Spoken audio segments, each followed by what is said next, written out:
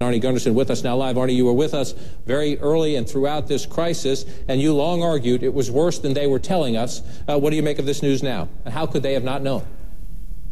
Well, I'm not surprised. You know, they're saying now, these are all calculations. All of the instruments were blown to smithereens, so they're calculating what these exposures were. How could they not know? I think there was some confusion, and there's some cultural issues, too, with the Japanese. But the biggest problem is this combination of being a regulator and a promoter of nuclear power. There's a revolving chairs situation in the Japanese structure where executives go to work for the regulator and the regulator goes to work for Tokyo Electric.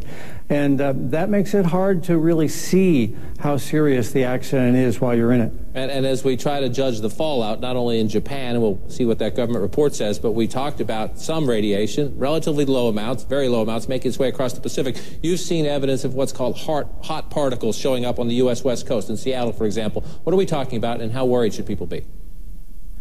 Well, the radiation is initially comes out as a big cloud of gases, and that's what you can measure with a Geiger counter. But now what we're finding are these things called hot particles, and in the industry we call them fuel fleas because they're incredibly small. They're smaller than the thickness of your hair. In Tokyo in April, measurements indicate that there's about 10 hot particles per day in what a normal person would breathe. And it's interesting because in Seattle, it didn't go down that much. It was about 5 hot particles a day. Because most of the time, as we talked about back in April, the wind was blowing toward the West Coast. You know, that's why we were warning to wash your lettuce and things like that. Now, what that means is that these hot particles can lodge in your lung or in your digestive tract or your bone and over time cause a cancer.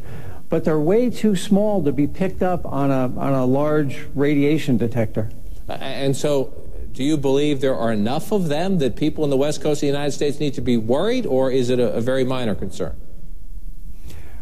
Well, the average person breathes in about 10 cubic meters a day. And the filters out there for April show that they were breathing in per day about 5 particles. Now, these are charged, which is why we call them fuel fleas, too, and they latch onto lung tissue. You know, I'm still advising my friends to wash all of your vegetables to make sure you can get it off. But short of that, we're at a point now where you just can't run from the particles that are still in the air. We'll keep watching that. I want to show our viewers some satellite images that we have a then and now. Satellite images of the Fukushima nuclear plant on March 14th, compared to May 25th. When you look at this, 3 months since, do you get the sense, looking at the new photos, number one, first and foremost, do things appear to be under control right now? No, the units are still leaking. The difference in the picture, though, is it was cold in March, so you could see steam, sort of like breathing on a cold day. Now it's hot, so you don't see the steam coming out of the plant, but they're still emitting radioactive gases and an enormous amount of radioactive liquid. So the only thing that's going to make this go away is time. They're going to need another year or so before this radioactive material cools down to the point where it doesn't boil anymore. And until it stops boiling, you're going to be cranking out steam and you're going to be cranking out radioactive liquids.